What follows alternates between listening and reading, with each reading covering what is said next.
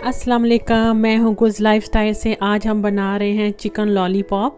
मैंने लिया है 1 पाउंड चिकन। छोटे छोटे पीसेस कर लें आप चिकन के। ऐसे मैंने छोटे छोटे पीसेस लिए हैं चिकन के। 2 टेबलस्पून मेरे पास बेसन है, 2 टेबलस्पून मेरे पास मैदा है, 2 टेबलस्पून मेरे पास राइस फ्लावर है,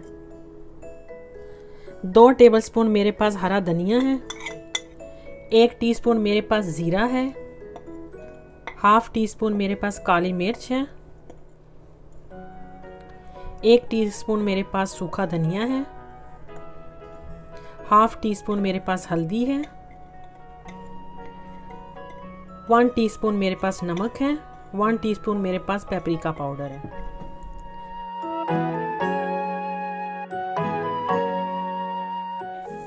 एक मैंने अंडा लिया है,